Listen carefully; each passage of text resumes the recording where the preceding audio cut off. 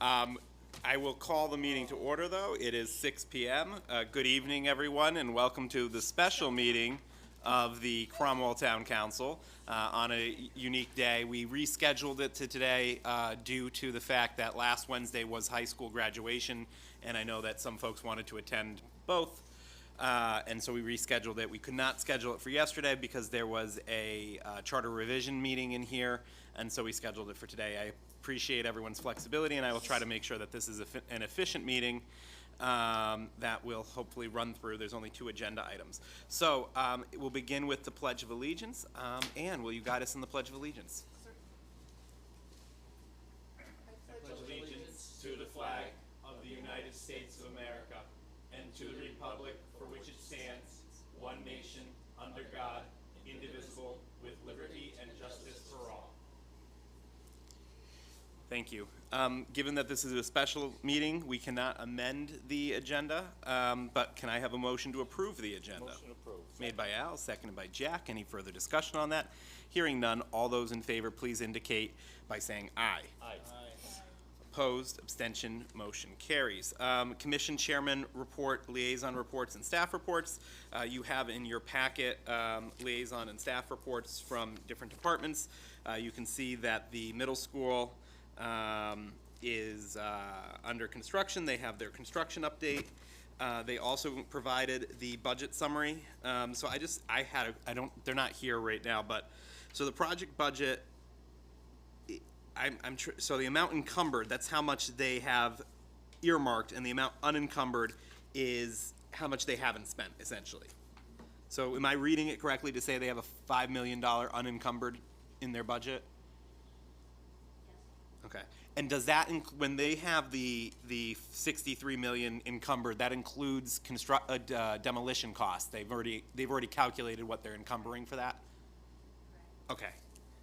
Great. Okay, thank you. In the packet, you have some information from the library. The library informed me that they're having a music garden that was donated by one of the Girl Scout troops that will be having its little ceremony about it. And let me just get the date. Troop 6303 bought the library an outdoor musical instrument, which is going to be part of our future musical garden. They are thanking the troop on the 25th at 4 p.m. So the library continues to do a great job of thinking outside of the box with their events. I attended the Friends of the Library book sale, which was very well done.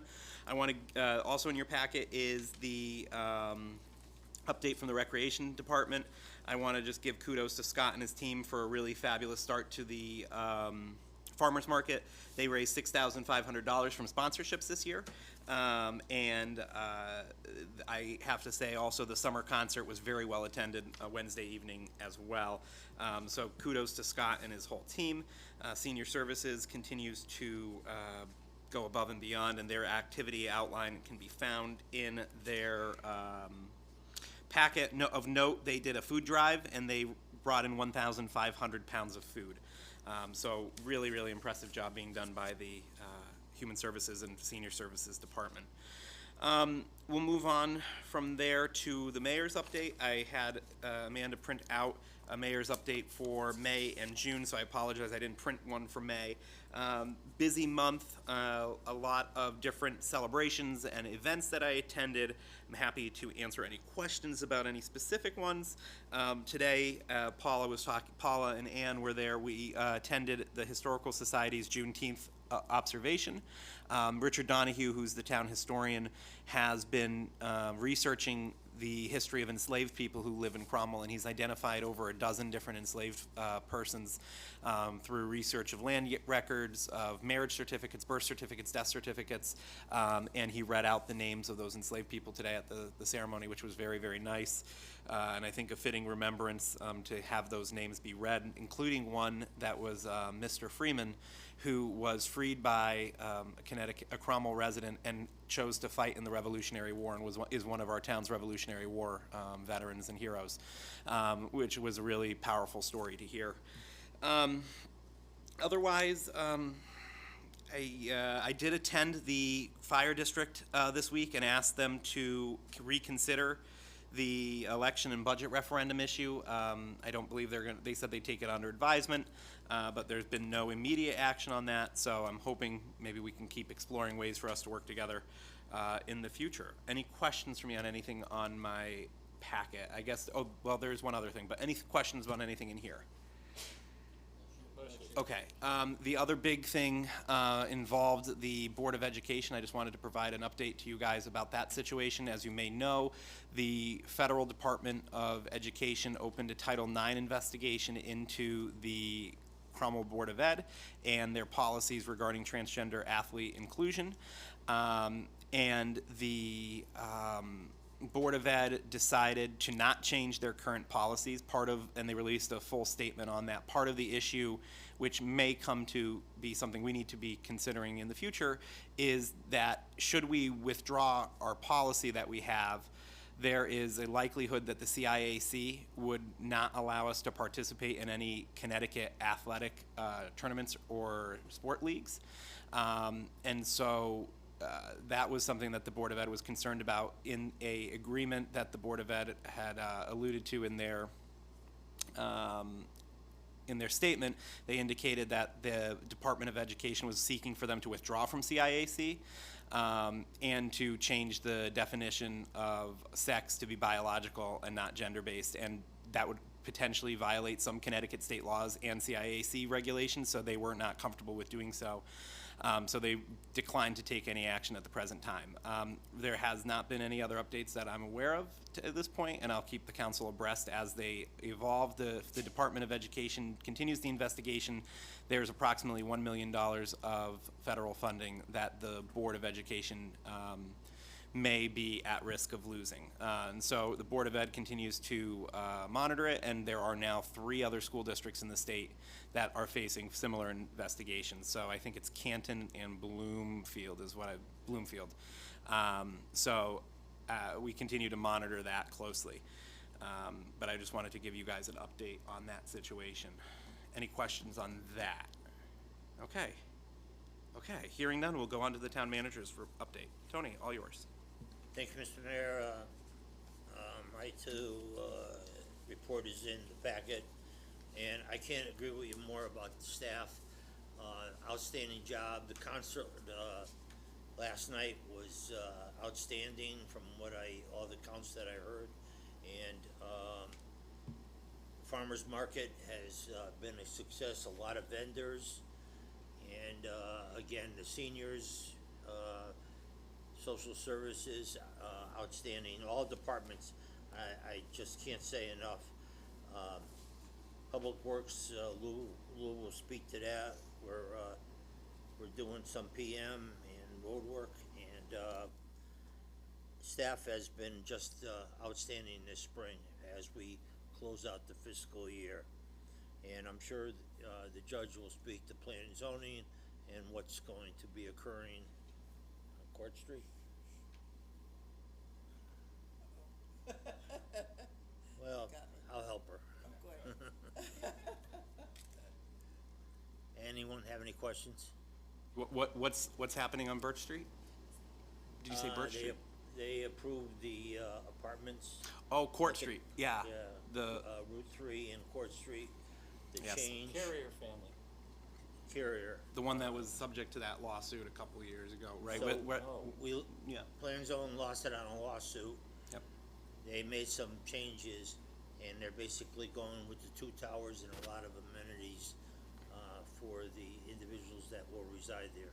Oh, so it's not going to be the concrete jungle they were going to build before, because I don't before believe so. I it think was it's really tight. More attractive. Nice. Is it Any? affordable? Oh, that's what I was going to ask. Any commercial on the property? No, Okay, and any affordable units for the 10% I quota? believe affordable units, yes.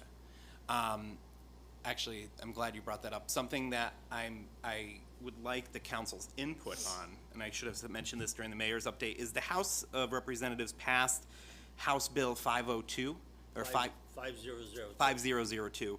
And I've been talking with the Planning and Zoning Commission, and I have some pretty substantial concerns about the bill.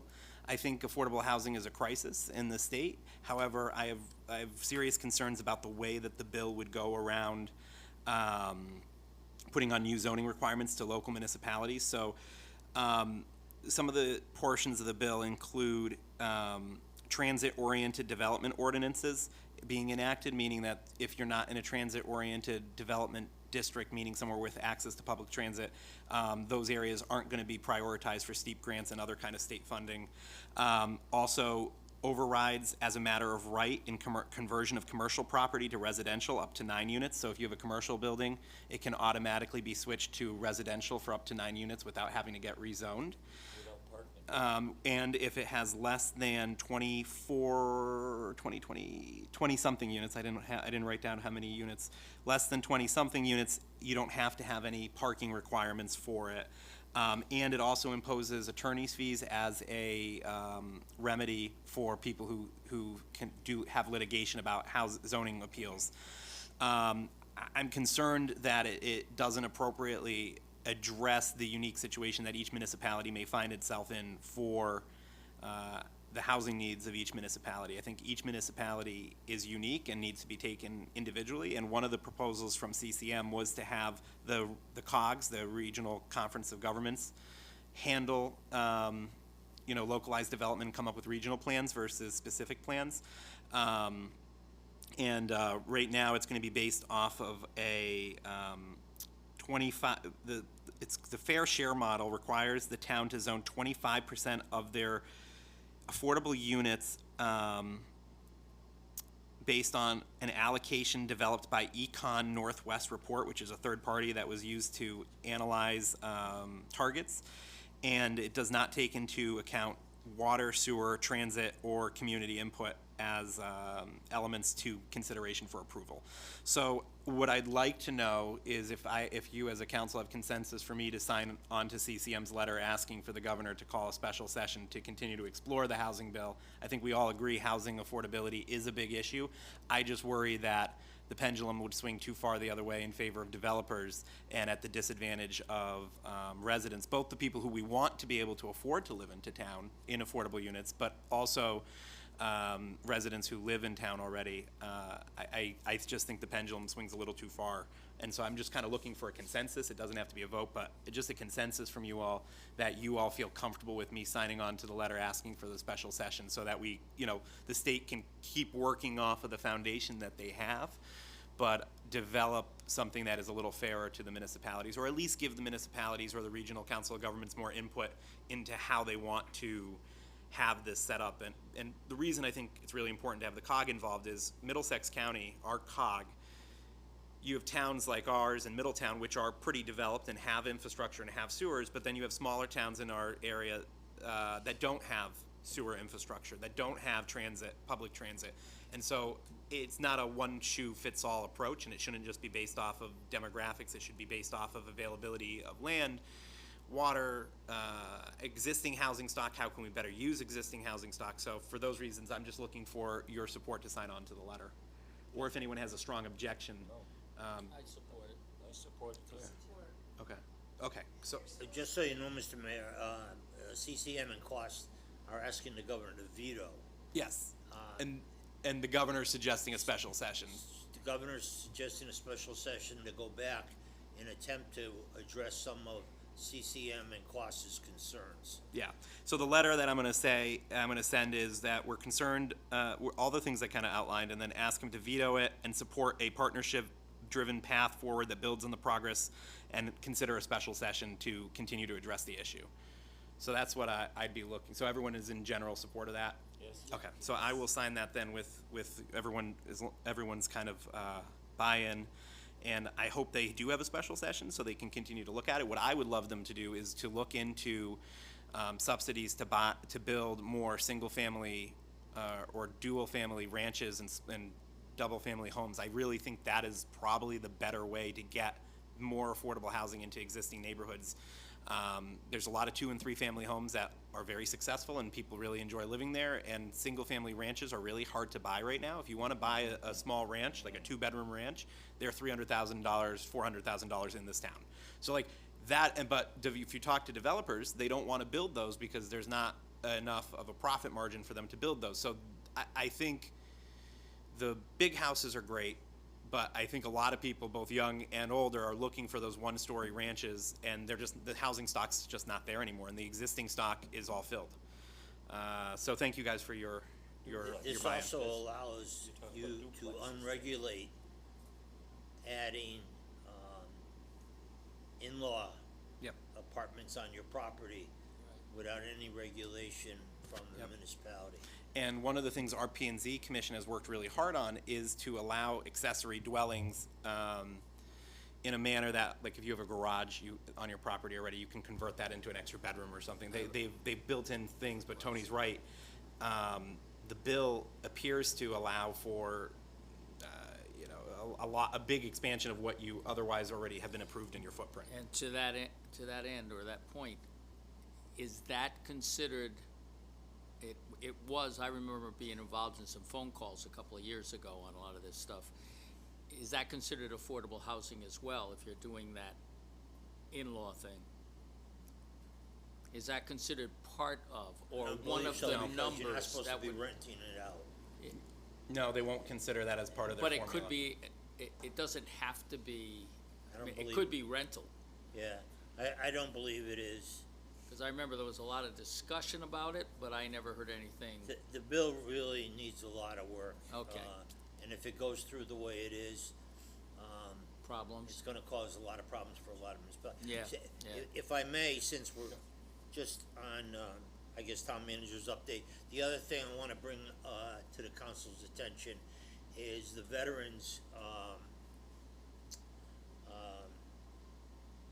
Disability, Act. They did make some corrections. We're gonna, look at having Shauna, September?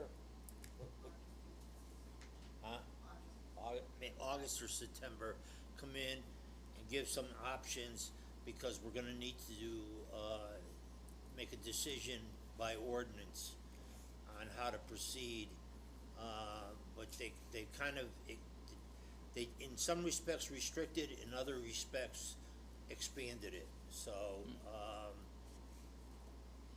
it's a little complicated, so I wanna make sure I give you enough time to understand the talking points and to, hear from Shauna so that we clearly understand, so you can make, a decision that you feel is right for the community. You may be talking about this later, I don't know, or someone else will ask the question, but, is there, any advancement, about a senior center relative to the conversations we had at our last meeting? The last time I checked, the individual was, going to an attorney to draft up a document to ensure that the funds would be used specifically for and only for a senior center. Yeah, And that's what I'm waiting to hear from. okay, that's, I we're am, on the same track. am looking at a couple of pieces of, property and, to see if it can be, placed on either one of those. Okay, So we're trying to move forward at the same time Yeah. and waiting to see if this is gonna come to fruition. all right, thank you very much. Thank you, Tony. Mr. Manager, so that would mean we would not be eligible because of this donation to have a senior/community center, correct? Would have to be only senior. Correct. The gentleman, or the person has expressed, a concern that he only wishes to fund a senior center. Thank you. Is that something we're gonna vote on? Imagine that once we get the agreement, we would have the opportunity to accept or decline the conditions on the money that we're accepting. I mean, I think we need to see what the gentleman wants to do, how much money he wants to donate. And then based off of that, we can find out, are we building a 2-room senior center? Are we building a Taj Mahal? Are we building something in between? I think the amount of money he donates will dictate what level of amenity that we'll be able to build. We're looking at about a 26,000 square foot building. And do we know how much the donor is comfortable with announcing at this point, or not yet? Allegedly 10 to 14 million. Oh, wow, okay. But They with can- all due respect, Yeah. when I have it here. Yeah, of course. Of course. Yes, but if that person is listening, we love you. Please keep that money available. Please keep that line of credit open. We'll name the building after whoever you want. Tony, don't you think we'd be better served with a community senior center so that it's for the whole town, not just for seniors? And then we I have can to, only go by what the wishes are of the donor. Yeah, my philosophy on it is, if what's the expression? Don't look a prize horse in the Gift horse. gift. Yeah, if somebody is being very generous and they want it to be served for the seniors, I think I would like to. I applaud them. We can build something nice for the seniors, and then maybe we can look into renovating the hall that we have right now. That's the senior center for additional recreation space, and we have the field house. So we have other space that we can then repurpose, and we still own the sewer garage. So there's multiple other places that we can continue to expand our opportunities. If we have an opportunity to make some real significant multi-generational change, I think we take it. But we'll see when the details come out. And they'll have to go through, the normal process that planning and zoning, building inspections, we have to come up with plans, we'll have to review the plans, everything that we normally do for that kind of project. weren't there plans done once about, looking at Pearson Park for a community center down there? And No, Watchers Park.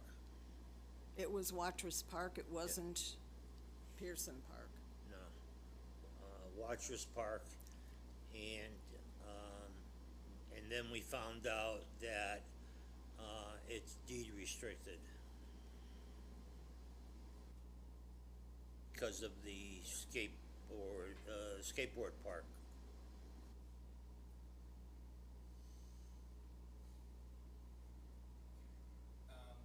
Any other questions for the town manager? Left, right? Okay. Couple of quick things from me. Maybe this is a Lou question. I know we had chatted about the Board of Education operations unification, kind of, if they have a guy that's cutting the lawn up to the fence and we have a guy cutting the line up to the other side of the fence, maybe that should be the same person. Have any more movement on those conversations been occurring? I know we asked to see like what their maintenance budget was, so we knew how much they were spending on equipment and maintenance. Do we have any progress on that front? Lou has met a couple of times with Claudio over the possibility of their person being absorbed by the town. Okay. He can give you a report on Well, that. when we get to you, Lou, we'll bring it up. Okay, that's all I have. Anything else? Okay, hearing none, we'll move on to town council liaison reports. Any liaison reports that anyone would like to give? Go ahead. I wasn't at that town zoning meeting, I was at the one before, where Claudio spoke about the shed at the middle school, and that was approved. And then the longest part of the meeting was the sign. Rosanna was there, she wanted the commission to approve the sign, and the chairwoman, was questioning, well, if the town council didn't approve it. So I was there and I sort of threw in my 2 cents. I said that we didn't oppose the idea, just the cost. And then Commissioner Demetriadis helped out, and the town planner saying, you can approve it, and if it's not funded, it doesn't exist. So that's ultimately what the zoning commission did.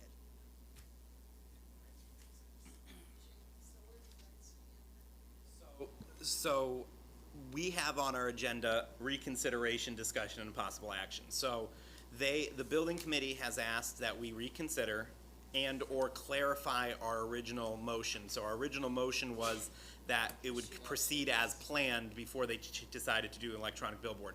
They wanted to know if that meant proceed as planned with the existing sign or design a new sign, but then they indicated that they wouldn't be able to design a new sign at this time. So I think when we get down there on the agenda, and I think the superintendent and Claudio and Rosanna will be here at around 6:45, 7 to talk about it and address it. 6:45, sorry, 6:45. Okay. So that if there are we can address questions to them. I thought the motion was clear, but I am always, just like I went to the fire district and asked them to reconsider, I'm always willing to put, if somebody wants me to reconsider, or us to reconsider something, I'm always willing to put that on the agenda for us to hear whoever it is out. So that's where it stands. We'll make a final decision, I suppose, on it tonight. I don't wanna get ahead of myself because it's on the agenda. Sure. But the first, when you get there, Correct. is not to hear arguments Correct. why. First thing is to have someone that was in the negative decide if they're going to make a motion, and then reconsider. discussion of the reconsider. Correct. And so, under Robert's rules, if something has been made and motioned and passed in a prior meeting, and there's a agenda item for reconsideration, somebody who voted no has to say, I would like to reconsider, and then there is a debate about whether or not to reconsider, to undo or unopen the motion, I think, Tony, right? Is that the way that works? Yeah, okay. Okay. Other liaison reports. Yep, go ahead. Thank you, Mr. Mayor. So I attended the Cromwell Middle School Building Committee meeting on May 21st. Excuse me.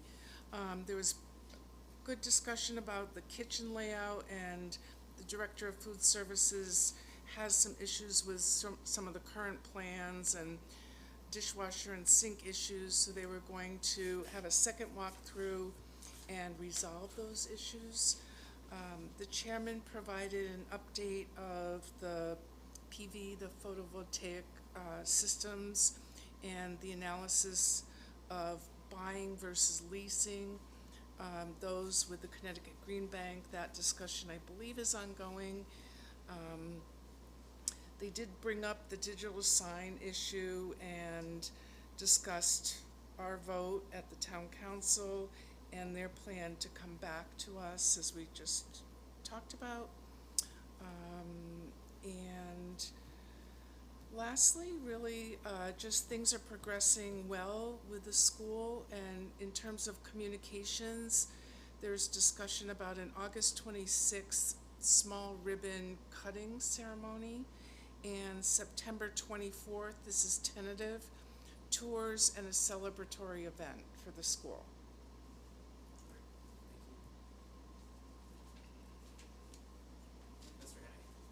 You already pretty much took care of all of my announcements, so we're in good shape there. Thank you. You started to already mention earlier in the meeting, but the Carrier family, which has just relatives of the harbor project, it's not the same people, it's different people that are doing that. It's other family, and plus they have another big project going in the state of Connecticut. So they're gonna be building, on a corner court and, Shumpike Road, and they got the approval as far as, to my knowledge, what I heard at the EDC, they're not gonna have any commercial buildings in there at all. It's just gonna be strictly, with a clubhouse, pool. It's gonna be upgraded compared to what the initial plans were, all for the better. And the Carrier family, all of them, they're well-respected contractors. They always do a class act job. Are they the ones doing the one in Rocky Hill right now? I mean, on Main Street? Yeah. No. What's another Carrier property? I'm just trying to remember. Off-Field Road, is that the one off-Field Road? No, that's Arrow. It's what? Field Road is Arrow something development. Harbor. Is Harbor. Carrier? Carrier. Oh, that's Carrier. Okay. Yeah. Single-family development. Okay. Yeah, you see the signs. I believe Carrier has a project in Western. No, that's another one. Okay, I'm that's not sure. Well, they have the project, what they're doing is the Harbor Meadows. Okay. Yeah. Okay. That's right, the Carrier Off-Field family. Road. Okay. Yes. Yeah. The Historical Society, they've been very active, and it seems like they have about 7 to 8 people that are very active in keeping things going. They had the May Day, which I didn't attend, but every May they have a May Day thing around the flagpole, which went very well, even though it had a little bit of rain. The Memorial Day Parade, I myself was very pleased that I was able to finally, after 20-something years, stand in one spot and watch the whole parade, rather than being up front or going around with my head chopped off. I did help them, because I volunteered, because it worked out fine anyways. And the other thing EDC would like to have is the first football game of the season, home.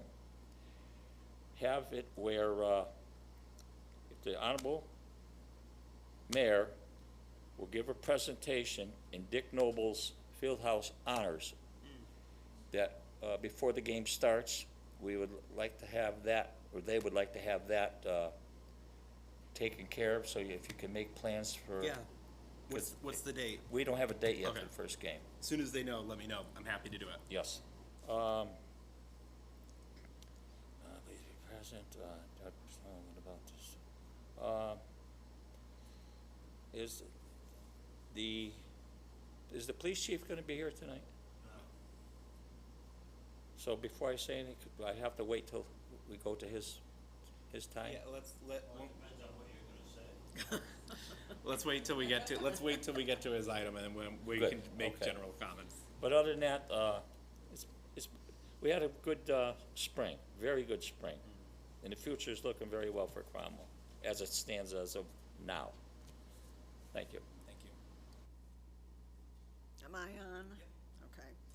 So on May 20 and June 17, I attended the Youth Advisory Board meeting as the liaison, and you can read all about them in Amy Sada's Senior Services Report.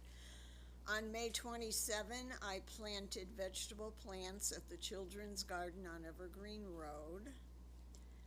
May 30, took part in the Memorial Day ceremony and parade. On June 6th, I volunteered at the opening of the farmers market. And then on June 9th, I attended the senior commission meeting. Thanks, Paula. Yeah. Okay, with no more liaison reports, we'll jump into item H, which is the finance director. All you.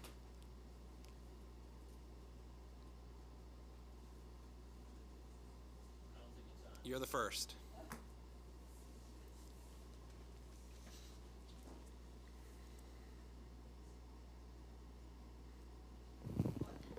There we go. Good evening, sorry about that. In your packet are the budget reports through the end of May. Expenditures are in line for the end of the year. Revenue is coming in strong, especially in building permits, investments, and transfer station passes. My department right now is going into year end, and we're getting ready to close out another fiscal year. Other than that, I don't really have anything to report. Does anyone have any questions? I do have transfers as my next item.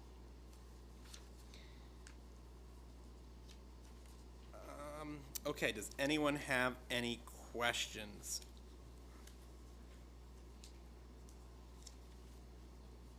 I did have one. A resident reached out to me and asked me, I think, a decent question about the way that the $5 million appropriation, or the two, whatever it was, for the balance of the Gilead settlement. So the remainder of that money was put back into the general fund, whatever we didn't spend for the purposes of settlement from that unencumbered fund? Correct. Okay. And that's when Board of Finance was looking at their spreadsheet, that's where that number came from. It was from, that was put at, the remainder balance of the money was We put put back. it back into fund balance. Perfect, okay. That was my question. Okay. Yeah, go ahead. Chair, is there any chance of us, the council, getting a breakdown of actually for attorneys' fees, what it cost us for our own attorneys, et cetera, total cost of everything for that settlement? So what Carrie billed, what our attorneys billed us? Right.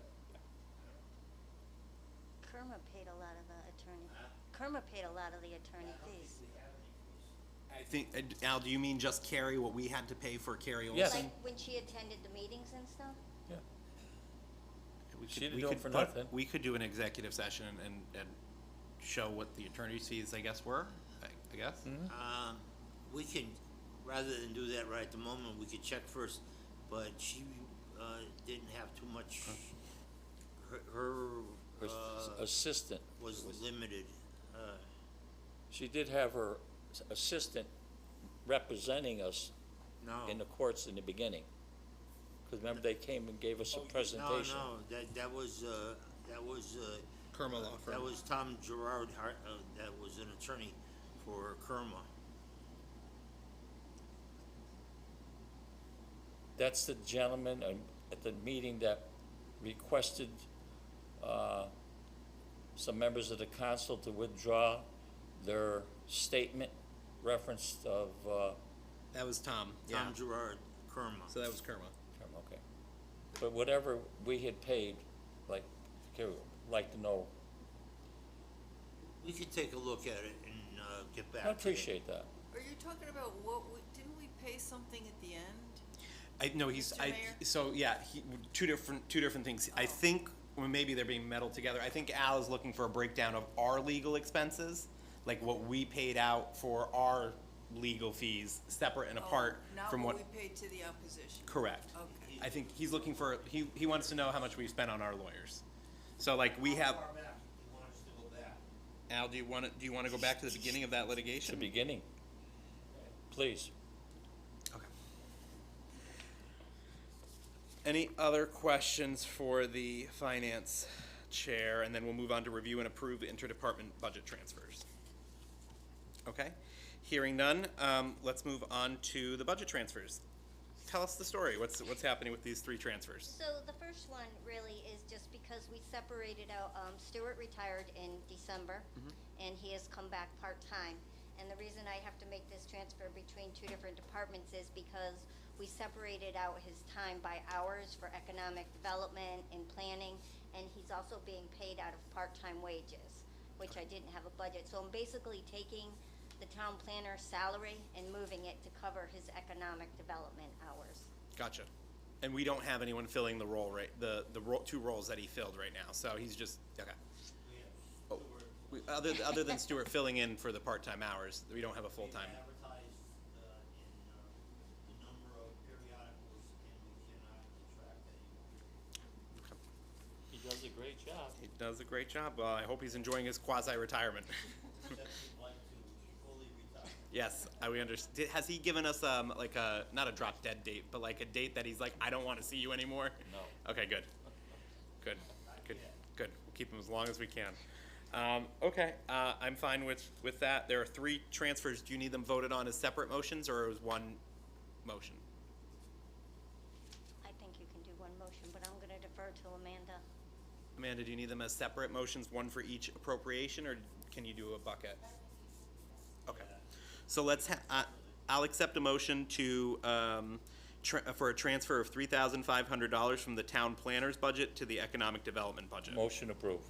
Motion made by Al, second by Jack. Any further discussion? Hearing none, all those in favor, please indicate by saying aye. Aye. Aye. Opposed? Abstention, motion carries. Next, $310 from general expense to charter revision for a staffing vacancy. Can I have a motion? Motion approved. Motion made by Al, second by Jack. Any further discussion? Hearing none, all those in favor, please indicate by saying aye. Aye. Okay, opposed, abstention, motion carries. Next, from employee benefits, $5,500 to the tax collector's office. Motion made, seconded. Any further discussion? By Jack, second by Jack. Any further discussion on that?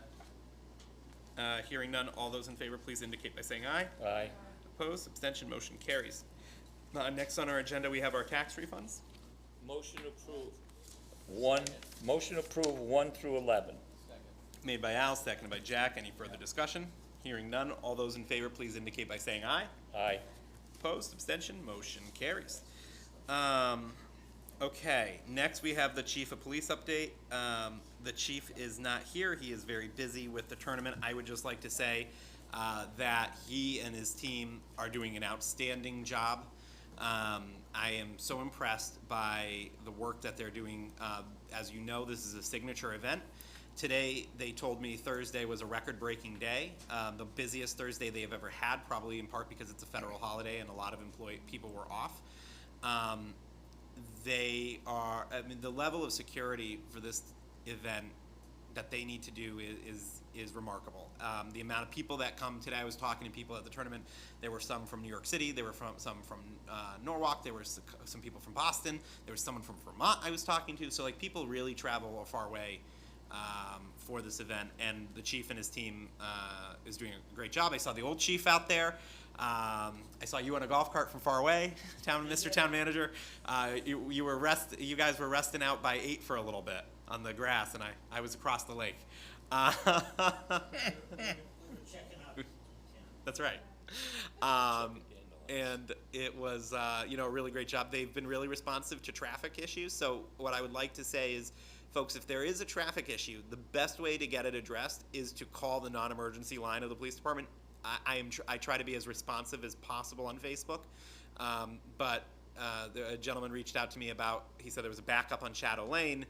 I didn't see the Facebook message for a little bit. By the time I saw it, I texted the chief. The chief said there's no one there. I drove by, there was no one there. So if there's an issue, you need to let them know as it's happening. I'm very thankful that they did put up some no-through traffic signs on some of the side roads that were being inundated. I think part of the problem is the GPSs will reroute people through neighborhoods to save 30 seconds, and it just ends up causing more congestion. It's like bad cholesterol, it just fills all the veins. But nonetheless, I just want to again say kudos to them for being so outstanding and doing such a great job. So nothing but praise from me. Mr. Mayor? Yeah. One of the streets, Gear Street, they got definitely used as a shortcut. Yeah. And I understand that people are blowing right through the new stop signs over there and speeding, but I do understand that the Cromwell PD sent somebody over there. Correct. To observe. Yep. I know that they sent somebody over there, and again, that's why it's really important. If somebody is seeing somebody blow through it, and they're there, and they're outside, take a picture of the car, call the PD, get them to get out there, because they're pretty much all on Golf Club Road, so they can dispatch pretty quickly out to get there. They did close Raymond Drive or Raymond Place to local traffic only, and I think West Track Road, which is off of that, is closed to local traffic only as well. So they will put out the signs. They just need to know if some people are seeing things so they can go and track it. It's tough because Field Road is closed because of enhanced security. Field Road is closed in that chunk, so people used to go 2 points of entry, and that's no longer possible. On Shadow Lane, Yeah, etc. exactly. Which I tried to do today and realized you couldn't, so I learned something today. Any other comments for the chief while he's not here? Tony can bring them back to him. Yes. This has bothered me for quite a few years, and it seems to have gotten worse. And I have called the police department, but in the newspaper this morning, off of exit 27, we have the panhandlers on both directions, northbound and southbound. And I see them numerous times leaving their soda bottles there, their water bottles there, whatever they're eating. They make a holy mess. And I've called the police department numerous times. They did send in officers. They have sent officers over there, and the officers made them clean it up. But in the paper this morning, it was showing a bunch of bananas peels that somebody's been stockpiling there, old ones. And I'm just wondering, could we put a stop to these panhandlers? Because it's kind of out of control. The simple answer is no. Sorry? No, they have a right to be at that location. And making And they a can nuisance, and panhandle. also Yes. making the place, I don't know, No. I'm losing the word, but. No, they shouldn't be littering, but, Right, littering. but we cannot stop them from panhandle. We can't stop them. They cannot interfere with traffic, but and people do, unfortunately, roll their windows down and give them a buck or two. And the reason they're here in Cromwell is because the individuals, the motorists, are more generous than they are down in Middletown. And that was told to me personally. I'm not surprised. But we're not allowed to prohibit them. But by whom are we not allowed? By State statute? But it's, like Al says, the litter is one thing, but I mean, they are interfering with traffic. If you're gonna roll down your window and give them a few bucks, you're holding up traffic behind you. You get slammed in the Well, back. they do it when the light's red. Oh, okay. Yeah, they don't stop traffic that's moving. They do it when the light's red. Oh, yeah. At least they're not having their lean-to behind the old Sunoco gas station like they had for years. I think that was a husband and wife. And if I may say, someone watched them two at the end of this is 2 years ago, at the end of their collection day. One of them went down, she went down into Stop and Shop's parking lot. She had a very expensive car. I'll talk to the chief again, but I'll get you the information, but I'm pretty much positive that they're allowed to stand there and keep their sign. I know I've called the police department when I was over to Five Below, and there was a panhandler from Middletown going from car to car, which is different, but that's even worse than, and just begging for money. And then finally, 2 officers came and just gave him a warning. As soon as he left, or as soon as the officers left, the guy was still going back and forth to cars, and he was waiting for the bus to bring him back to Middletown. The state, in its infinite wisdom, it's so far down the ramp, then it becomes a violation. On municipal roads, it's a whole different story, just like with hitchhiking. Hitchhiking is permitted on the municipal roads, but not on the limited access highways. Although I learned when I was in Hawaii, going up to the top of the national park, they said if you get tired, just hitchhike your way back down to the mountain. That's allowed in the park. I didn't know that. You're allowed to hitchhike in federal parks? Go figure. Right, I did see the photo of Banana Mountain, though, or Banana Molehill. Somebody sent me a Facebook. I saw it on Facebook, too. A lot of banana peels. Okay, thank you, Al. We'll look into it. Public Works update. Lou, all you.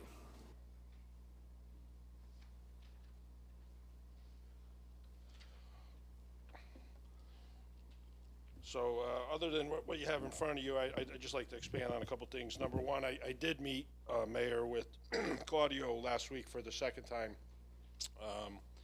And for the last 6 weeks, we were mowing with school as his maintenance person was out on medical leave, and I was informed that this week he was back to regular duty. So, but we did talk a little bit more. We followed up on the first meeting. A lot of questions have been answered. I think there's comfort. I mean, I'm relatively comfortable if we decide to pursue this. There would have to be some, as discussed briefly before, some discussions with the 2 unions, the one receiving and the one potentially losing the position. At some point in the future, maybe we reach out and have those conversations. We are, FYI, going into negotiations this upcoming winter, so if there, maybe that would be an appropriate time to delve in on it, but if there's any interest in doing it before then, certainly Tony and I can pursue it. I'd like to echo, Tony brought up, our staff earlier. As you all know, because all 4 of them, or 3 to 4 of them came here, we lost 4 veteran employees in the highway department from October through March of this year.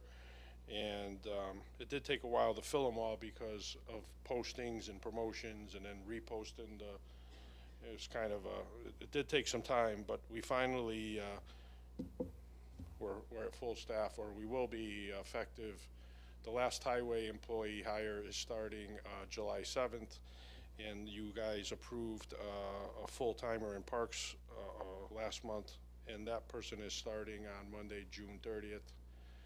And we did fill the last seasonal job and that person is starting this coming Monday, the 23rd. So I seen some great things out of the staff that we have, both the ones that were promoted and the new hires. I mean, we got really fortunate. One of the surrounding towns had a change in their retirement system, and there was kind of a mass exodus. So we received 3 or 4 really experienced veterans. So that combined with our staff, we have a great team out there right now, and I'm really proud of them. The highway's been supporting parks this whole way, which they have in the past, but it's been kind of seamless. It's just been every day, whatever he needs. There's communication in the morning. Whatever they need, they're there for one another, and throughout the department, not only those two. So, you know, I'm really proud and optimistic, and we were just really fortunate to get some really talented and qualified and highly skilled individuals with all the postings we had of late. So while it was a little frustrating for me waiting because of the promotions, post for 2 weeks, go through the interview process, see where everything fell, then repost the new positions, it took some time, but I think it was worth the wait. And I had spring paving, one of the bullets I put on there last week. As of 2 o'clock this afternoon, they finished. It was a small round this year. We did Robertson, Kelly, and some residents reached out about 4 or 5 weeks ago. The bottom of Nooks Hill was really bad.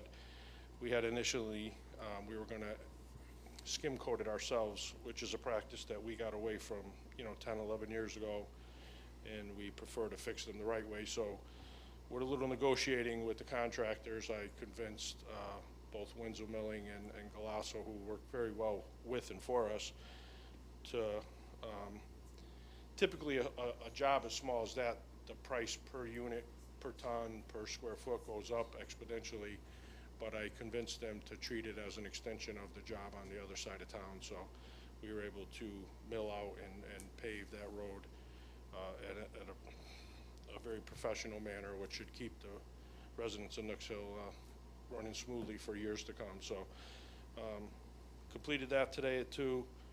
And I don't know if you have any questions about anything else that's on here. I'll start with my left, Paula or Al. Lou, I want to thank your highway department guys, people. Now, correct me if I'm wrong. When I talked to Mr. Salvatore, referenced last month's meeting about the debris, where I said Field Road, and I was definitely wrong. It was Golf Club Road and Main Street. And I did call the town manager a few days later to ask him an update on it, and he said that they can't do anything because it's on private property. But I just made a remark that maybe you should call Mr. Gardner. And I think it was in 2 days later, it was all cleaned up. And that stuff has been sitting there for about 12 to 15 years. At the Historical Society meeting the night before last, one of the ladies whose father had been hit by one of those tree limbs turned around and on the way home, she went down the road. She said, something looks awful different here. It got cleaned up. So, thank you, Tony and Lou. You're welcome. It looks better for the whole town. I agree. Thank you, Al. I have a couple of things, Lou. First of all, I talked to the town manager. Thank you for, I think it's through your department. Thank you for doing the bike racks, right? Yep. Thank you for those. Yep. Those are the, so I had asked a little while, as part of the cultural district application to the state says that they look to see that we have bike racks and places for people to park their bikes, and we really didn't have any. So Lou and Tony, and I'm guessing Scott, probably all worked together to get some bike racks put downtown. So where are they located, Lou? There's one, we put one down there, Mitchell's. Between right next to Mitchell's, so now there's a bike rack down there, which is one of the requirements that they have. So we have a bike rack downtown now, which is great. Couple questions. One, I got some calls from residents at the TPC before the tournament about trees being cut down, I think on Gardner's side of the right side of Field Road. And they want to know if there are any plans by the town to cut back, replant the 6 or 7 or 8 trees that were cut down. There are not. Okay. We, in the past, so we had a similar issue 4, 5, 6 years ago. where trees were decaying, and we did notify the TPC because of the sensitivity of it all before we went in and cut trees in our right-of-way. They, after we got done taking care of the diseased and sick trees, did agree to replant because even though it's our right-of-way, it's on their golf course, right? We had the same issue late this winter.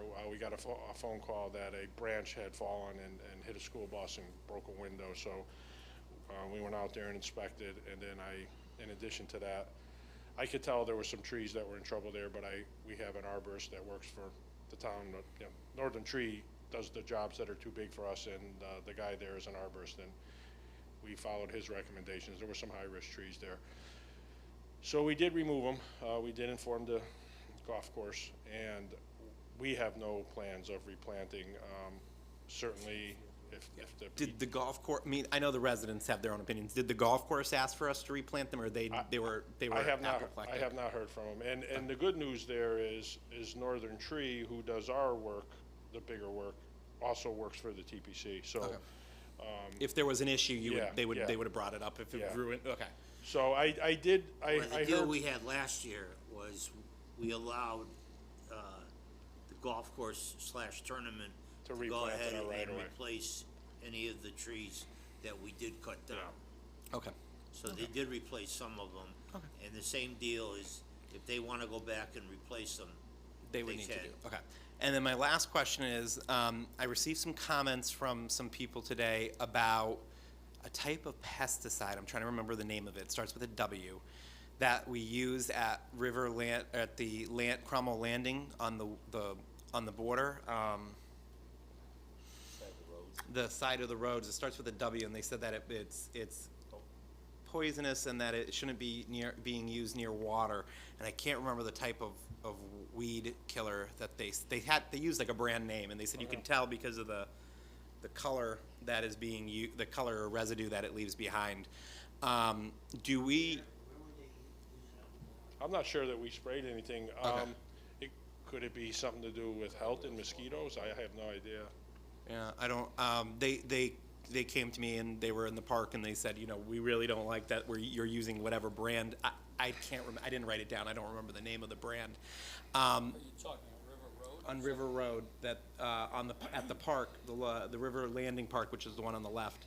The northern end? The northern park, yeah, that there was some kind of weed killer that they were concerned would leak into the river. I'll check with park maintenance just to see if there's something that I may not be aware of, but I don't know that, company that sprays the guardrails, check with. yeah, or, Yeah, the residents, just a couple residents expressed concern to Because me. for poison ivy, the one up by the landing, So, because there was always a lot of We poison. spray all the Yes. guide What rails was the- around town. you said, Mayor, the concern was that it shouldn't be used around water? Was yeah, that it's a contaminant and it shouldn't be used near open bodies of water because it'll contaminate the water.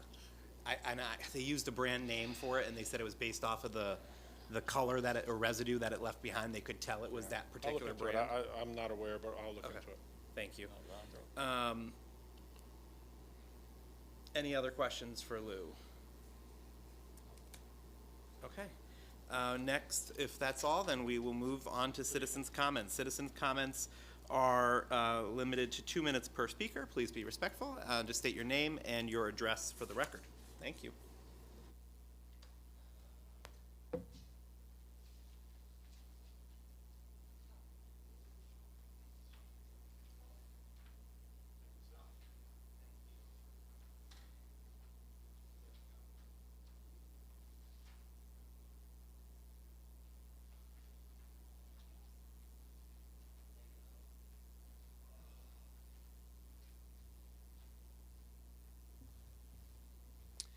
James Rood, 25 High Ridge Road.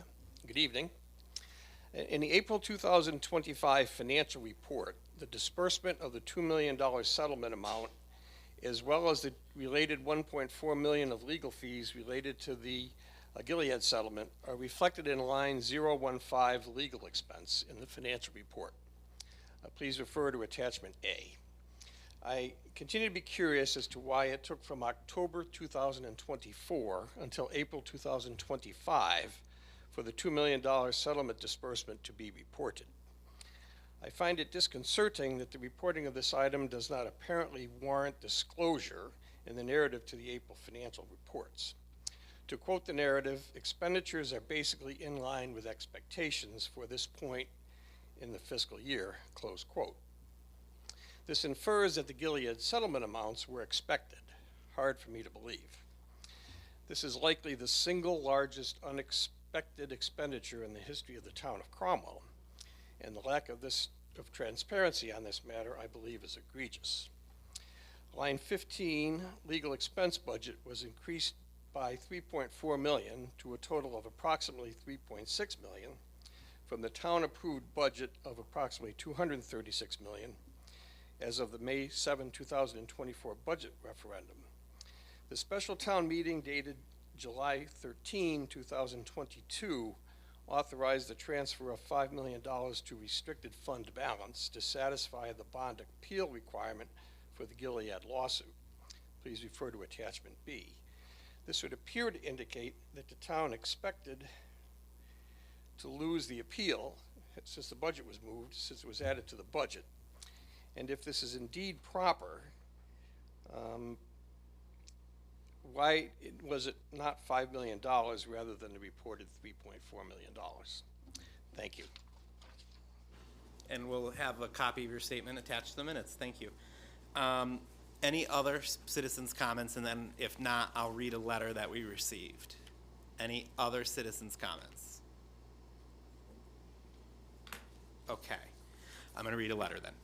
This is from the superintendent of schools, Dr. Enza Macri. I almost said doctor.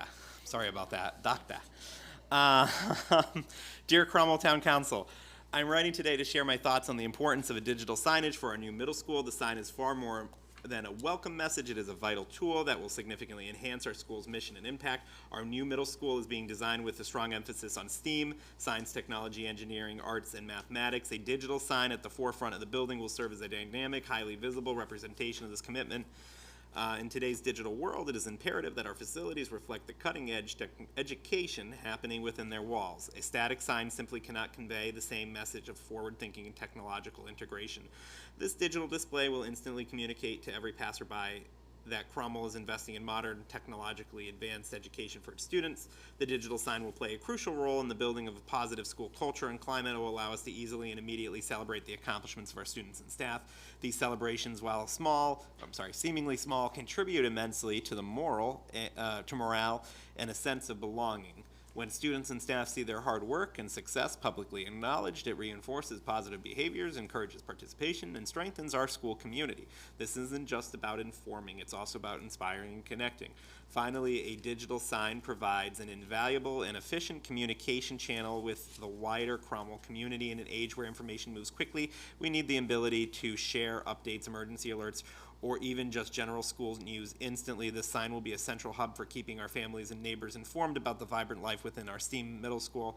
A digital sign for the new STEAM middle school is not a luxury, it's a necessity, it's an investment in our school's identity, a powerful tool for fostering positive environment, and a modern way to communicate with our community. I urge you to support this vital addition to a school that represents the future of Cromwell education. Sincerely, Enza Macri, EDD, Superintendent of Schools.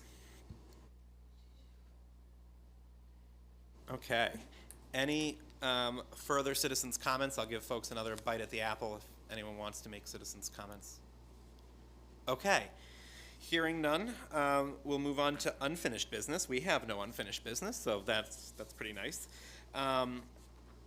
We will move on then to item M1, which is reconsideration, discussion, and possible action regarding the proposed electronic sign at the middle school, consistent with what you have something to hand out to us? Yeah, okay. Consistent with what we talked about earlier in the meeting. Mr. Mayor, before she hands out, we gotta do this the right way. Okay, sure. So we'll pause. Yeah, and if you go back into the minutes, it's clear what the council's intent is. So the council's intent was that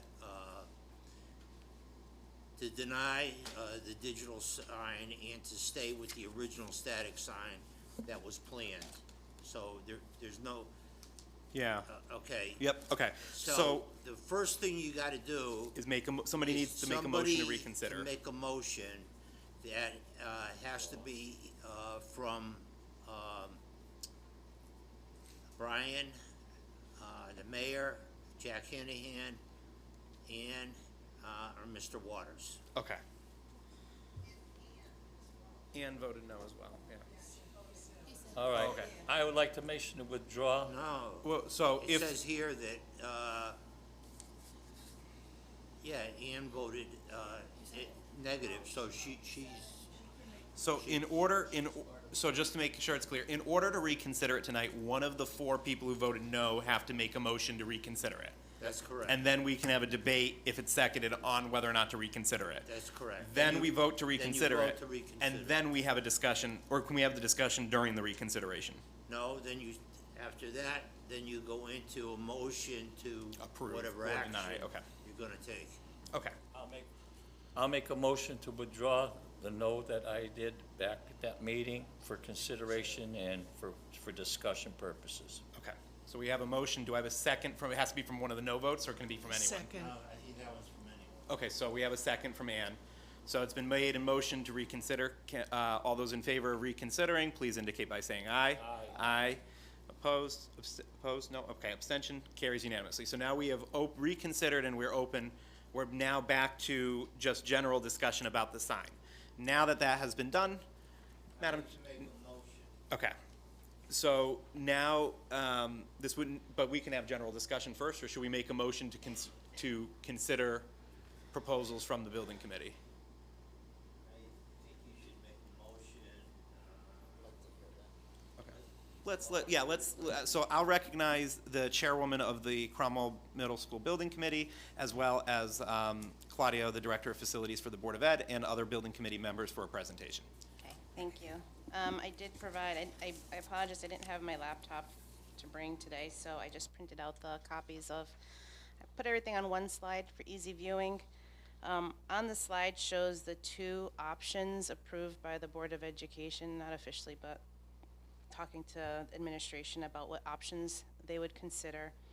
The option that the Cromwell Middle School has approved is on option 1, which is the digital signage we had discussed last time.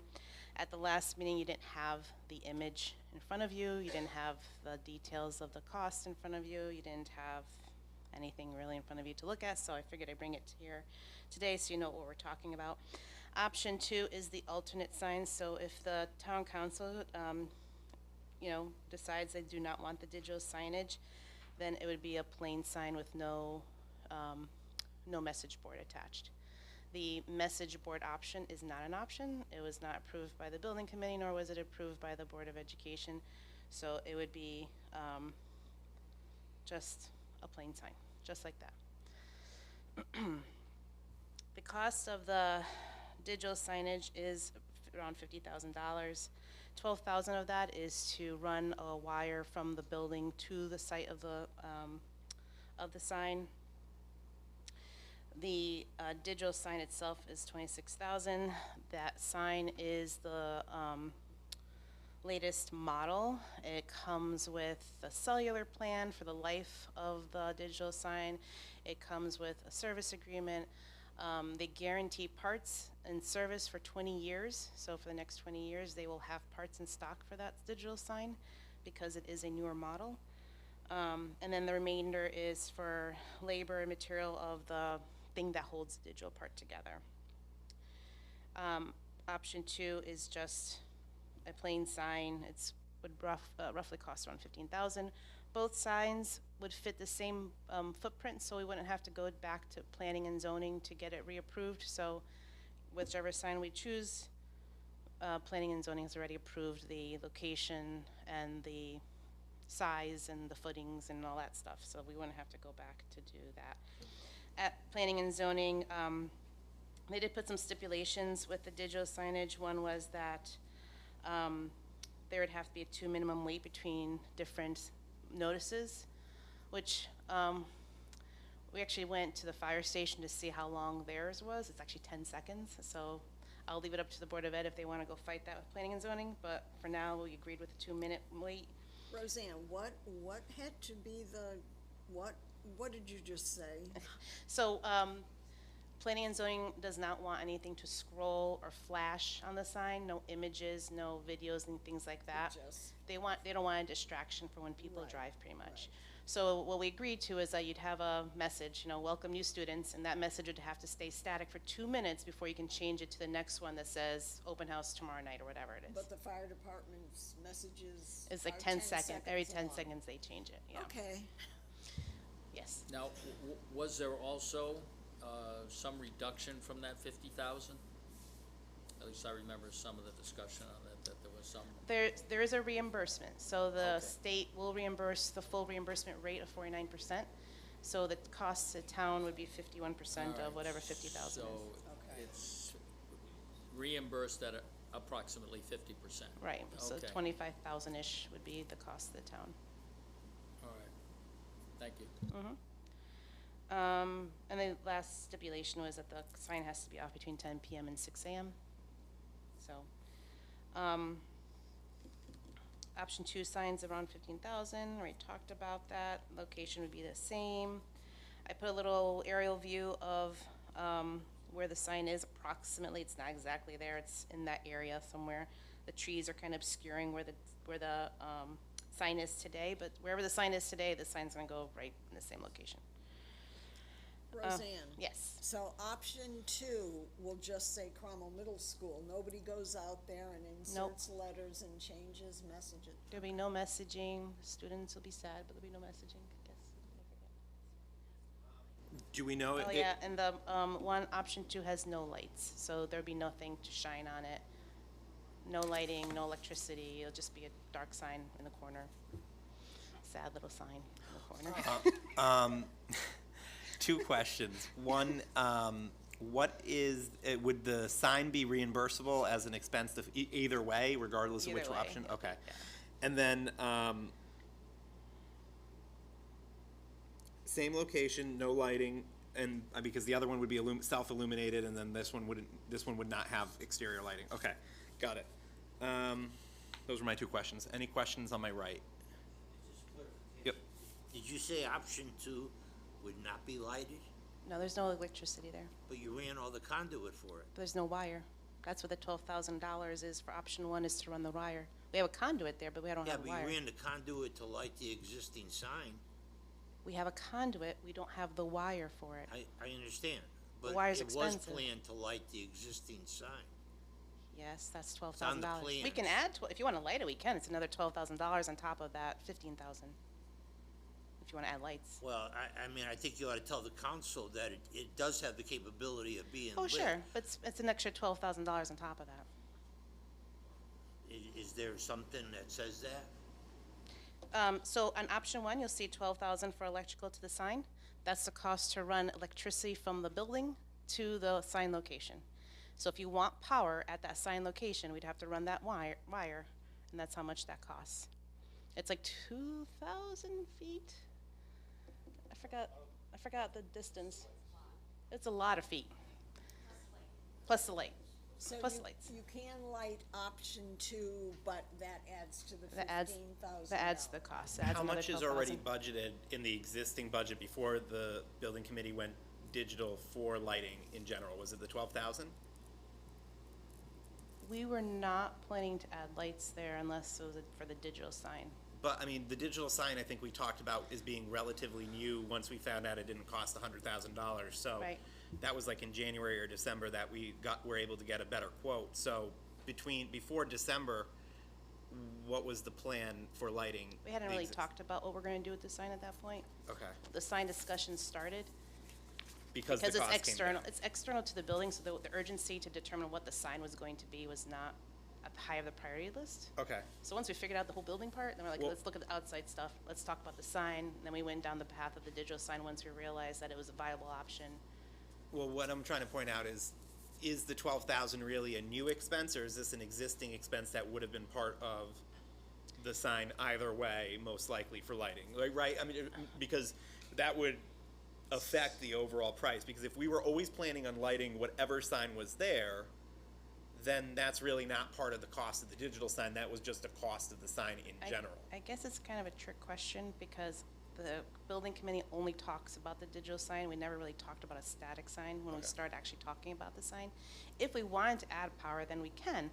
We were trying to provide the cheapest option for the town council, which is that 15,000. But if we wanted to add power and show lights, that'd be an additional 12,000 to do that. And I don't mean to set it up as a trick question. I guess my question then is, we weren't planning anything digital before December or January. So we what did. was the we plan had. before that? So we anticipate a something digital sign there, which is why we put the conduit down before we actually even looked at how much it was going to cost, because the conduit had to go down when it went down, right? Because they're putting in the parking lot and everything. It had to get in there before it was too late. We don't want to rip up the parking lot. So we said, go ahead and put the conduit down, and then we'll figure out later what we're going to do with it, because relative cost was cheap compared to like everything else. And it would have been a lot more expensive to have to put that conduit down after the fact. So how long has a digital sign been the plan for? Is that what, from the first, like the ed specs from the beginning, or like, because I No. thought that originally it was going to be the same sign, because initially we kind of felt around for a quote. It was like $100,000. We said, we don't want to do that. We're just going to leave it as a regular old sign. We got a better quote, and then we kind of started to think about it again. So the administration always wanted a digital sign there. Okay. They wanted it.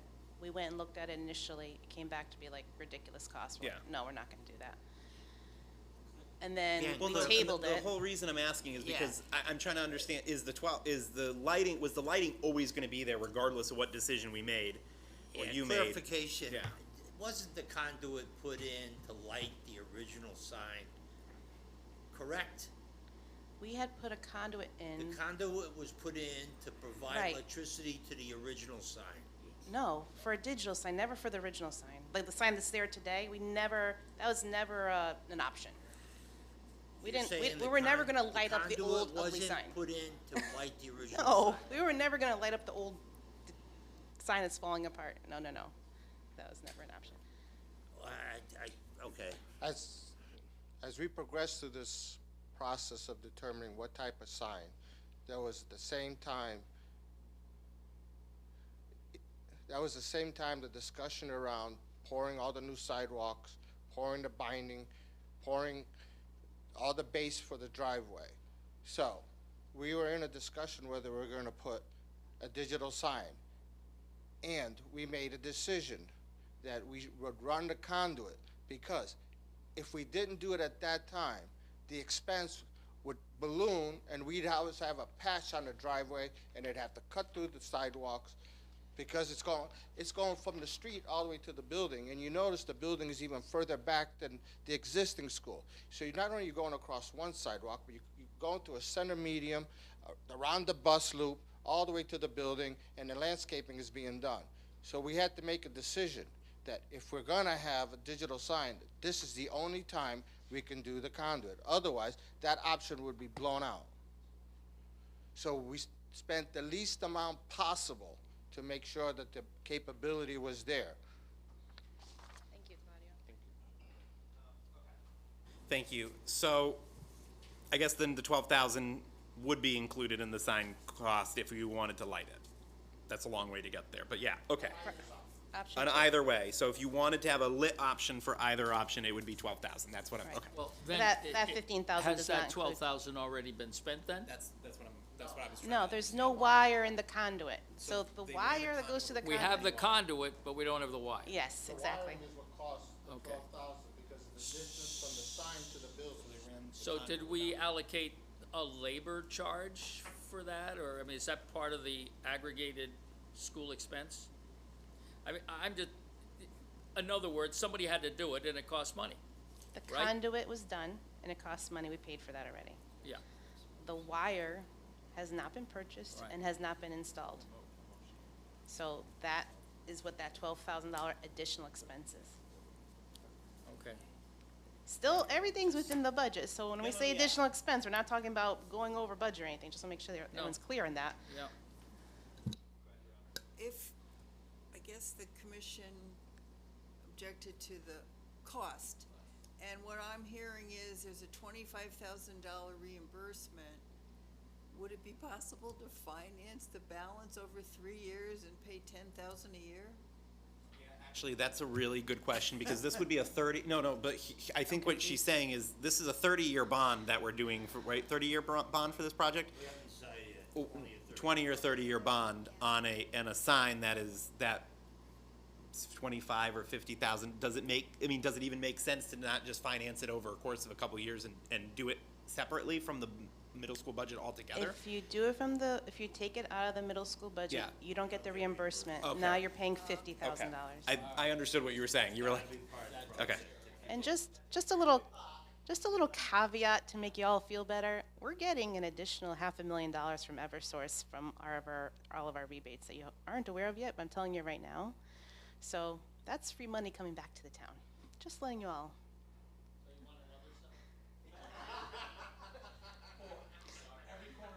Every corner. On flags on every side of the building. I'm trying to think. There was one more thing and I just forgot what I was going to say. Okay, go ahead. Oh, I just wanted to make a comment. I mean, Roseanne is a skilled engineer. She's devoted an awful lot of time, I think for free, to this town. We're extremely lucky to have her.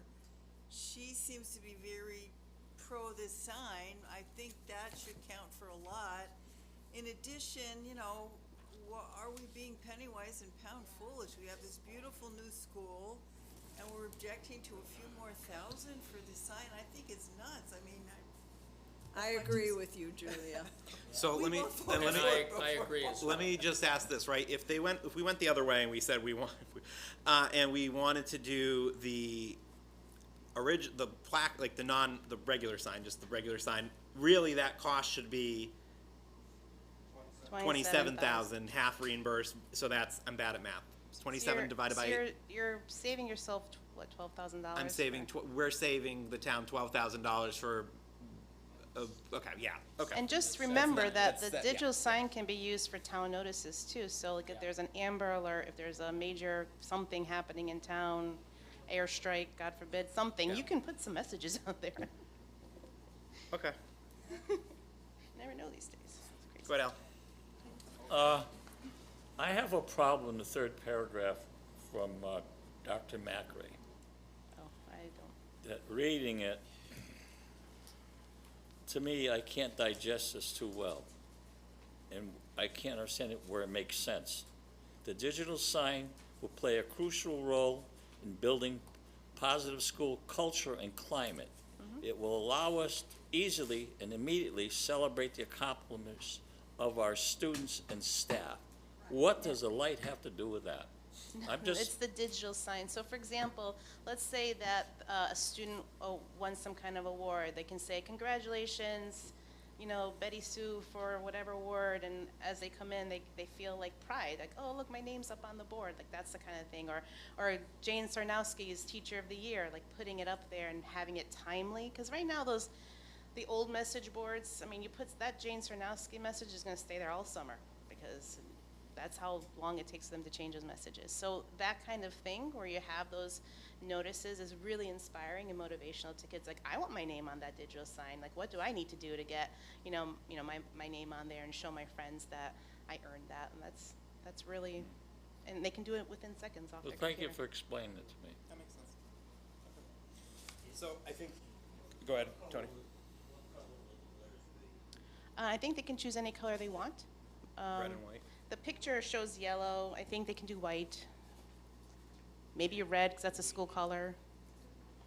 and it can be controlled from It's all colors, computer yeah. in the, Yep, it's a office. it's a website they go into and they put the message in, and then through cellular it just pings it to the and you're talking both sides for both sides. Yeah, 50,000. yeah, it'll be a dual-sided Double-sided. sign. Well, I think we've had thorough discussion on this. I think we've it's just like the water bill that we spent 3 hours talking about. So now that we've spent a thorough amount of time on it, does anyone would like to make a motion one way or the other? Make a motion. Okay, No, Paul, go ahead. go ahead. Go ahead. Paula, go ahead and make the motion, and we'll see if Jack wants to second it. That we approve option 1 for the Cromwell Middle School front sign. and we, second that. Okay. thank you. Motion been made and seconded. Any further discussion on that? Hearing none, all those in favor, please indicate by saying aye. Aye. A nay? One nay. I know Councilman Bonneau can't be with us, but I think he indicated that based off the information we had prior to this meeting, he probably would not have been supporting it either. And any abstentions? There are no abstentions. Okay, so motion passes. Next, we have an item that is for the soccer nets. So this one's going to require. I don't sports ball. Me and sports aren't the best of friends. I went to a baseball game, and that's the only way I understood the concept of what was happening here, because I was noticing the foul balls flying towards my face and stopping. So I know it's the wrong net, but it's the same kind of idea. So it made me appreciate the idea, at least. I was like, netting behind the net. I don't understand. And then I was at a Cubs game in Chicago, and I was watching the balls when they pop them up, and they kind of looked like they were going to fly at me. And then I was like, oh no, there's a net there. I'm good. Me and the birds are safe. Okay. Okay, we have a copy of this, so great, perfect, except. All right, so here's the good news. No pressure from me either way. The building committee did not vote on anything with the netting. The reason being is because it is an added cost, and we just want, before we go down the path of trying to design stuff and spending more money on something that maybe the town council does not find favorable, I figured we'd just cut through that, come straight to you, see what you thought about it. For those of you unfamiliar, Yeah. the soccer net is a net that gets hoisted up during soccer season, and it catches stray soccer balls. So if you've ever seen a soccer game, especially with young amateur players, when they kick the ball, sometimes it goes way out. Typically, those nets are around the end zones, or the where the nets, the actual goal nets are. In this situation, because the new field abuts the property line of our neighbors to the east of us, those soccer balls have a high probability of landing into their backyard. Is it going to happen all the time? Probably not. It's probably going to be like maybe 1 or 2 balls a game. But when that does happen, the kids, what they usually do is they hop the fence, they run over into the backyard of whoever's yard it is, grab the ball, come back, hop the fence, and keep playing. If you ever want to see it in action, you can just go to the high school, because there were 3 of those balls at the last high school game I went to, where they actually went over the fence into the woods. Kids hopped over the fence, grabbed the ball, and came back. So the cost that you see there includes the design work, because the town is going to require some analysis, I guess, that talks about like wind, like will it sustain wind, you know, what weather conditions you have to hoist the nets down so they don't get ruined, like all that kind of engineering analysis has to get done, as well as the installation. The netting would sit on top of the current chain link fence that we have on our drawings along that line. So it wouldn't be like a net behind the fence or in front of the fence. So the pillars for the netting would pretty much replace the poles for the chain link fence. Not every pole, like every, I don't know, 5th or 6th pole, you'd have this big, thicker net. It will require that either Parks or Rec town, some maintenance crew to bring the nets down during bad weather, pull the nets back up. You know, off season, during the winter, you're gonna want those nets down so they don't get ruined. They may need to take them off, I don't know. But it's really about, do we find value in preventing those stray balls from going either into the neighborhoods that abut that property line, and or additionally, the other line on there is the parking lot. Do you want the balls not to go into the parking lot and damage vehicles, or you don't want kids running into the parking lot middle of the game? There are towns that put the nets up. They're all over the place, but there are also towns that don't do it. It's really preference, which is why I'm bringing it to all of you. And the neighborhood here is on the west side of the field. East side. side. But it's on it's not behind the home plate, home what do you call the goals? It's not, no, so, Okay. so the. The goals, behind the goals. The It's not soccer behind field. either of the The goals. soccer field's north, It's north-south. the length of the field. Okay, It's to the right of the field. If you're looking north, it's to the right of the yeah. field. Okay, I understand. Okay, the neighborhood's where the red is. So, I mean, I don't soccer since my dad sobbed himself to sleep knowing I wasn't going to be a champion soccer ship player and chill in 5th grade here. But how often do the ball, like if it was behind home plate or like the home goal, Yeah. whatever it is, I would understand the ball. Home like goal all the time. Yeah, home Every goal all the you- time. yes. I would understand. Listen, I remember a game where I scored in my own goal, so like that's what we're talking. That's what you're dealing with here. Yeah, yeah. I could understand if the residents were like behind the home goal. I'd be Right. like, yeah, like people are gonna miss the goal and kick. I'm having a harder time imagining like a foul ball going out on the east or west. Does that happen a lot all the time? I don't soccer, so It that's what doesn't I'm happen as often as when they're kicking towards a goal, but it does happen. asking. Okay. Like twice a game, maybe. Okay. Roseanne, whose idea was this, the building committee or the neighbors? It was actually my idea because I've been to enough soccer games to see enough stray balls. I'm like, you know what, that's why I said the building committee is not voting on it. I'm bringing it straight to all of you. If you find value in it, we'll go pursue actual quotes and everything. But if you see like, And this is not reimbursable? it would be reimbursable. Oh, it is? I believe so. Mr. Mayor, I'll have to verify that actually, but I believe it is.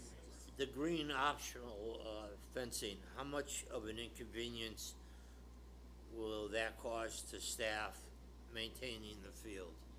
When it gets caught. And who's responsible for That's a good point. Yeah, yeah. putting and taking down Yeah, this, right. No, don't have what? storage for it.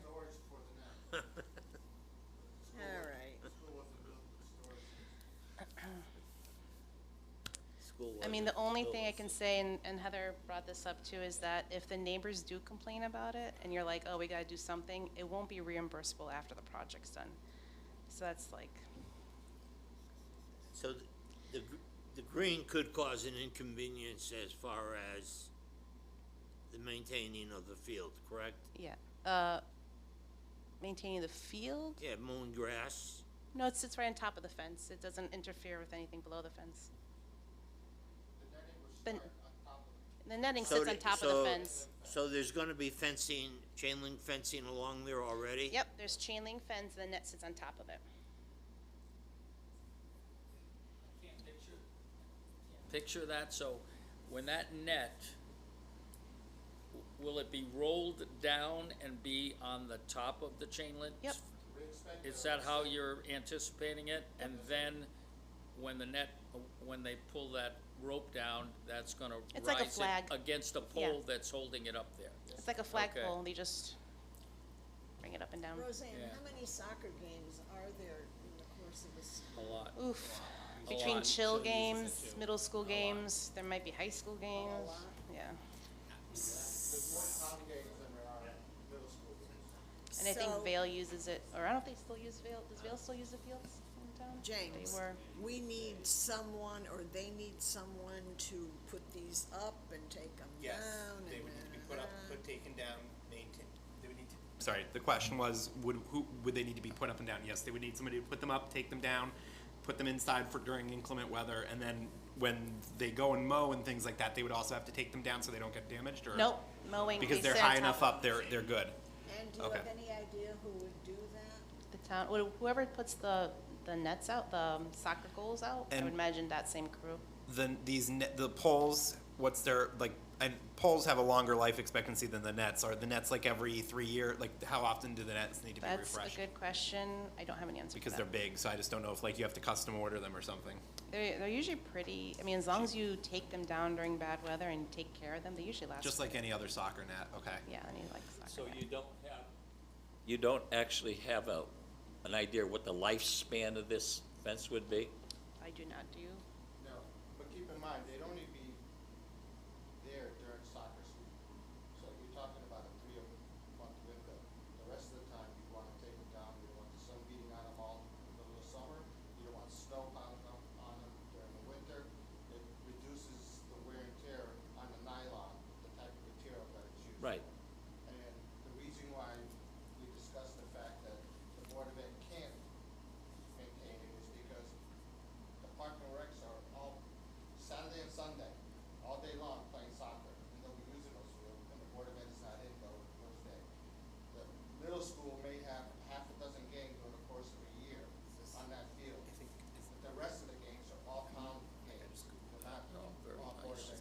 Well, And practices too, they'll be practicing on the field almost you're every single saying day. that, like summertime, being used in some soccer Spring- season, spring soccer and fall. season, that's not in the winter. It'd be So spring and you're gonna fall. have your UV rays and all that working against your nylon or whatever it's made of, so that could make it deteriorate, correct? Soccer season is usually during fall. And spring, And it doesn't, They have some soccer. spring and fall. So you played you have soccer, so you know, probably you're 3 coming months down there, winter, you're kicking the wind ball, under kicking the ball to you, you're spring, kicking the ball to three July, months and wind occasionally it two goes weeks up. during the fall. It's so, During the she heat of the said summer, twice a game. the soccer is gonna be played before baseball season. And do you have, Winter, soccer is gonna be. you have a place where you're gonna be able to store this? No, that's one thing I said. Probably where the nets go, where the soccer nets go, or the soccer net's stored. He did. And if I may, see, you Yeah, stand up, it's, sir. the net will fold, it's not like it's not as big as the soccer goals, right? Those are huge things that get stored away, wherever those get stored away. Well, the other thing, I don't wanna go far off of this, but still has something to do with the school building. What is the status about that storage garage that you were talking about for $42,000? We have already a requisition and a purchase order for the shed, and today we put in the requisition for a concrete base rather than a wood base. We're gonna go with something that's gonna last longer, and as soon as, we can get the concrete base in, they need to come out and get a confirmed measurement of concrete pad, and then they'll start construction, and they should be able to have it in about 6 weeks after the concrete pad's poured. What is the dimensions of that? I know with the 14 by 20. because I know the Public Works Director, when you brought that subject up, he mentioned, and I agree with him, that's not large enough to, hold what you want to put in there between your lawnmowers or whatever. Yeah, so, let's stay on, we can talk about that offline, so let's stay on the agenda item. I was just looking up photos of what this would look like, so I could see it in practice. So Jack asked a question off the record that I think I want to put on the record. So the choices are, the 70 to 80 is for one, the 45 to 55 is for another. You could do one, you could do both, you could do either, you could do neither, right? Okay, so there's like really three options that are there. The $70,000 to $80,000 quote, I know we haven't done design, I know we haven't done any of that. I was just like Googling. That includes design work and everything. Yeah, so I was just like Googling like how much it is to attach it to a fence, and it was like $5,000. Like the Sign Pro or the Net Pro places online are like $5,000, $6,000, and they have like a 60-foot long thing. Why is it so much significantly more expensive than just like buying one of those things you stake into the ground? I think the length and the fact that it needs those poles, it's the poles that cost the most money. Yeah. The thick poles that you have to hoist the thing up and down.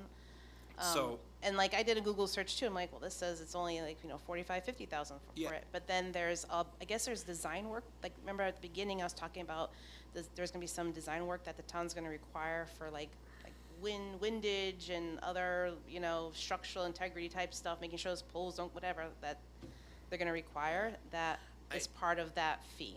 I just the think engineering work. it's a really high price tag for what it is. And it's only, and I'll say it's one quote, right? Yeah. We didn't go out to bid, we didn't do any like prep work because we don't wanna go down that path and waste our Yeah. time if the town really has no interest in it. Yeah, I mean, I'll leave it up to the council, but I'm personally, I think with the likelihood and there's already a chain link fence there.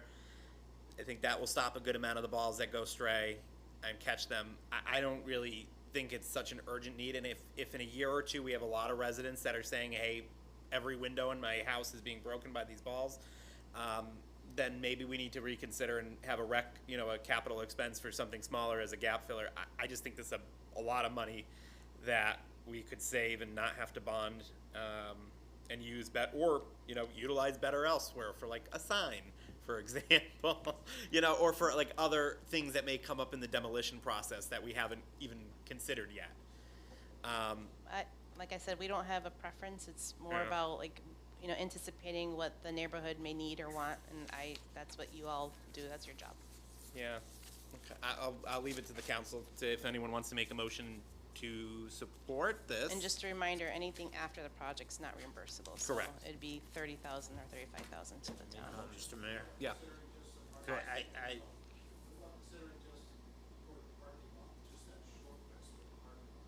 Is the parking lot side more important than the residential side, do you think? Like, I'm just like, if there, One is protecting the kids from running into the parking lot. is there a chain link fence behind the goal? No. So the goal side is open to the parking lot? I believe so. Is it around the whole thing? It is around the whole thing. So what would it attach to on the south side if there's Same no thing, chain? it'd be the chain link fence. So it would install a chain link fence in order to put the netting up? It would be integrated with the chain link fence. Well, that was my question. Behind the goal, there's no chain link fence if we don't do anything? There is. Didn't I we was have the wrong. fence around where the track is and then the, Yeah, so there the should, soccer I think, field? I think the So fence there should would be still a stop fence the there. kids from running I into the believe. parking garage. Well, they're gonna hop the fence to go into the parking lot to get the ball. These are Shouldn't- very shouldn't- expensive soccer balls, they don't take them lightly, so like when they go chase them. Shouldn't the parents or the coaches prevent them No, from they hopping? encourage it. That's not safe behavior, though. In general, even if the ball hopped the fence, We've had. I don't think it's safe for parents to be telling the kids to hop the fence where they could, like, We're hurt not themselves. telling them, the kids just run off and do it, but But shouldn't the parents or the coaches be like, that's not an acceptable behavior and reinforce the Well- the positive behavior and the standard? That's not the reality, though. You're absolutely right. Yeah. The parents should say that. but that's not The reality. reality is the kids jump the fence and go into the parking lot. And then the parents clap when they bring the ball back, like, yay, good job getting the ball back. Because the games are timed, and they need to get back as fast as How much time do you have possible. on this? Because I hate to Oh, make yeah, a so- decision without the public works director, and I'm sorry he left. Give Well, an there's input. no rush on this, so you guys, if you don't wanna vote tonight, We you- wanna keep it's it fine. on for Lou to give comments on it? If there's not a rush on their part, Sure, I'd like to we'll- know, we'll let Lou make- where we're gonna store it and how we're gonna. Yeah, I mean, but let me just ask this before the staff does work on it. Are we interested in either of the concepts, or do we want more information from staff? Because I don't wanna make Lou go out and, like, do work on it, or your folks go out and do more work on it if we're just gonna say no I prefer that our to folks it. don't do more work, 'cause it costs us money to do work. Yeah, I mean, we'll do the I work. So should we table it or deny it? I'll have Scott look into it. I would table it. Okay, so can I have a motion to table it, so that way Scott and Lou can look into it from the rec and Make a park motion to side? table it. Okay, so motion made to table, seconded by Julia. Any further discussion on that? All those in favor of tabling it so that Scott, the recreation director, and the parks, public works director can look into it further, say aye. Aye. Opposed, abstention, motion carries. I think that's probably the best outcome, so we can have them come back and say where it will be stored, all the rest of the stuff. Okay, Thank you. thank you. Thanks. The joy of deliberative bodies. Next, can I have a motion to approve the minutes from May 14th, 2025, but Paula has a change. Go ahead, Paula. Yeah, on page five, second paragraph down, where the motion is made by Al and seconded by Jack. And then the discussion says that, a full-time person is a better investment than providing a full-time employee with benefits, but Part-time. full should be part. Yep, Do you? yep. Do you see that, Amanda? understand? You get that? Very good. I worked for lawyers all my life. Where it says it will be.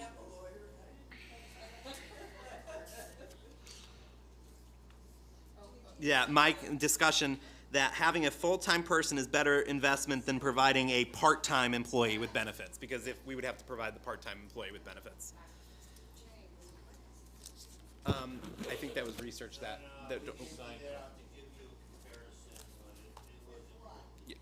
Yeah, okay. It's fine. The It was for sign? the sign, yeah. We're not talking about this. We're, okay. So can I have a motion to amend the agenda, or the minutes as Paula recommended? Made by Paula, second by Jack. Any further discussion? All those in favor indicate by saying aye. Aye. Opposed? Abstention? Motion carries. Now may I have a motion to adopt the amended minutes? So moved. Made by Jack. Second by Paula. Any further discussion? Hearing none. All those in favor, please indicate by saying aye. Aye. Aye. Opposed? Abstention? Motion carries unanimously. Item O3, can I have a motion to accept Jessica Downs's resignation with regrets? Made, seconded by Al. I'll give it to Al that time. Any further discussion? Hearing none. All those in favor, please indicate by saying aye. Opposed? Abstention? Motion carries unanimously. One quick informational item for you all. The Creative District asked me to share that they received the AARP grant for beautification of the Valor Memorial Green and the Cromwell Rose Garden. So I guess that it was a very competitive grant. I think they said it was there were only a few hundred selections out of thousands and thousands of applicants. So they'll be using those funds to beautify both the Rose Garden and Valor Memorial Green. So we're working. Go ahead. Working with the Creative District, we're going to pave a walkway to the entrance of the Rose Garden, then work with them on the plantings that they're looking to put in there, as well as rejuvenate the irrigation that's presently there. Then up at Valor Green, behind the wall, they want to do some plantings. So we're looking into seeing if there's a way that we could get an irrigation up there just to water those plantings. Thank you. Mr. Mayor? Yeah. Do you have any reporting on the cultural district? Cromwell Cultural District Yes. So That you can share? yeah. So they're having debate right now about expanding whether or not to the state emphasized walkability and wanted the cultural district to be really focused on downtown Cromwell. The Cultural District Committee have kind of a broader view. They think all of Main Street is important, and there's a lot of assets all along Main Street. So I think they're kind of at a philosophical difference. I think what they'll have to make a decision is, do they do what the state wants to get the designation, or do they not get the decide not to go forward with the designation? So I think those discussions are kind of ongoing. And there is no money available anyway Cor- through it the was not. state. It was not funded this year in this year's Yeah, budget, so there's not so- any money associated with it right now. Right. Although it would be on the state tourism website if we were to be approved. Hold on one quick section now. One other question that I had, Tony, and I'm sorry I didn't bring it up either, but it's informational, I guess. I was wondering if it would be a good idea to have a joint Board of Finance town council meeting maybe in July about the bonding and how the bonding will work and how the different suggestions that the bond advisor is. We told she's going. Was it late? I think we're looking at September. You working at that? Good. Yeah, I just think it would be important for all of us to have one meeting where we can talk about it and understand what the options are and which options being recommended. And then ultimately, would it be Board of Finance's decision to select? Actually, Sharon, Oh, the chair of Board of Finance. Oh, Sharon and you. Okay. Would we have to approve? We would approve the resolution, or is it not? Is it an Okay, so it's an administrative action, not a legislative action. Got it. Okay. I'll double check on it, but I'm pretty sure that's how we did it the last time when we went to bond. Okay, but we'll have some kind of joint meeting where everyone can get because bonding is a little beyond me, so just to understand what the bond advisor is advising, what the alternate pathways are, and why he's recommending to you guys whatever he's recommending. I think that would be helpful. Yeah, right now he hasn't recommended anything. Okay, great. Go ahead, Al. Tony, what is the condition of the rose bushes down there in the rose garden? They're kind of old, aren't they? Yeah, they're in pretty despicable condition. You know, it's really unfortunate. It was put there by the Pearsons, I remember that. and it was supposed to be maintained by the Pearsons and the flower, whatever club, whatever. it The was Rose called. Garden Committee? Yeah, there was a club back then, if you remember. Kiwanis? And they did it for a few years, and then they stopped doing it, and it ended up being the responsibility of the town. Do you know if because I remember where those rose bushes came from. They came from Pearson's when Yeah. they were growing. That's how old they Yeah. are.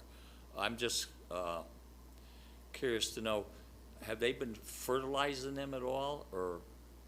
I couldn't tell you. I know the proper way, We've we been used to try- fertilize I've been them. trying to get them to, you know, make the area look presentable. Yes. Hopefully with the, bless you, with the creative district, it'll rejuvenate that whole area and make it look, you know, presentable. Because I remember when they first did that, they used to have to go over to Hoffman's farm to get some, Yeah, and that made them grow real good. yeah. Thank you. No, thank you, Al. Any further discussion on it? Any informational items? Anything coming up that somebody wants us to be aware of?